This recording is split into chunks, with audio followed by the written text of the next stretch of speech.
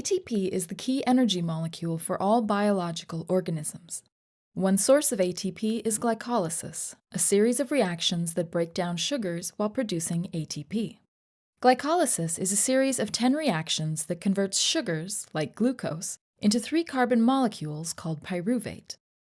Glycolysis is an important pathway for cells because it produces ATP, and other products such as NADH and pyruvate that can be used later to produce more ATP for a cell. This key process takes place in the cytosol of the cell. Let's take a look at an overview of the key steps of glycolysis and focus on the input and output molecules. The first 5 steps of glycolysis convert a 6-carbon sugar, glucose, into 2 3-carbon sugars, glyceraldehyde 3-phosphate. To do so, ATP is consumed in the first and third steps. Both of these chemical reactions are catalyzed by an enzyme known as a kinase, and both reactions are irreversible. The next 5 steps of glycolysis produce energy. 1 ATP is made per glyceraldehyde 3-phosphate in both reactions 7 and 10. This means a total of 4 ATPs are produced in glycolysis. Both of these steps are carried out by a kinase reaction. Note that step 7 is reversible, while step 10 is not. It is important to remember that the products in steps 6 through 10 are formed for each of the glyceraldehyde 3-phosphate molecules generated in steps 4 and 5. This means that a total of 2 NADH and 4 ATPs are made in glycolysis. Because 2 ATPs were spent in the early steps of the pathway, glycolysis results in a net of 2 ATPs. There is one more key product of glycolysis to consider, called NADH.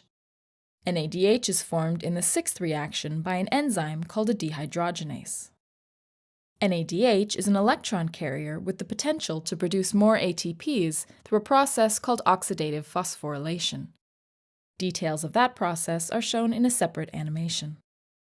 As you can see, glycolysis is a process involving multiple enzymatic reactions that break down sugars. Its major contribution to biological organisms is the production of ATP, which is used to drive many other biochemical pathways.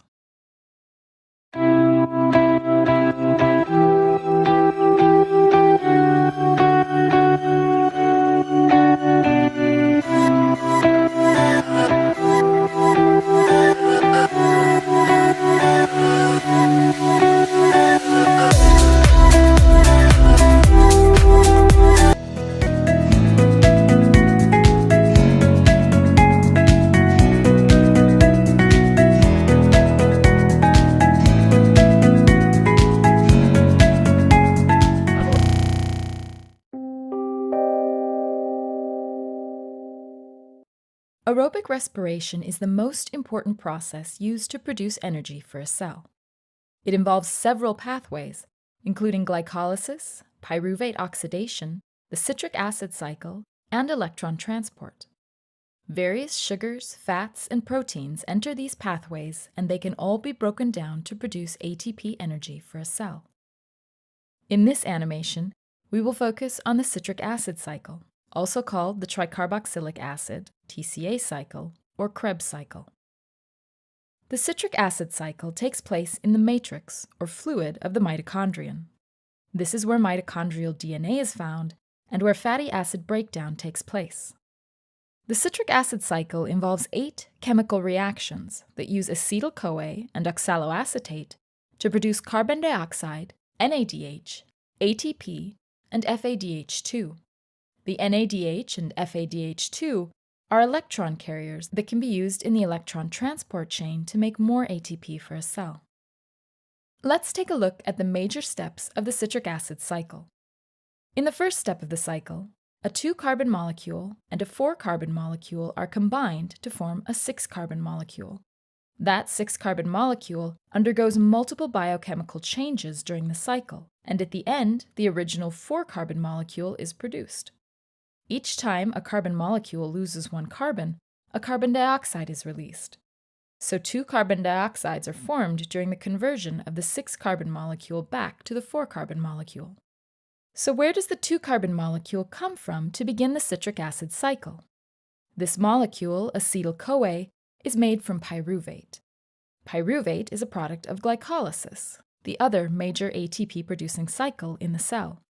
Pyruvate is transported into the mitochondrial matrix, where it is oxidized to acetyl-CoA by pyruvate dehydrogenase. This step produces 1 NADH and 1 carbon dioxide for each of the 2 pyruvate molecules made from glucose. The acetyl-CoAs are the starting point for the citric acid cycle.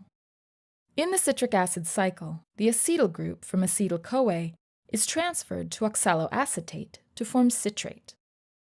4 different enzymatic reactions then lead to the formation of succinate. These steps produce 2 carbon dioxides, 2 NADHs, and 1 ATP. Succinate is then recycled back to oxaloacetate through 3 more reactions. These steps produce FADH2 and 1 more NADH.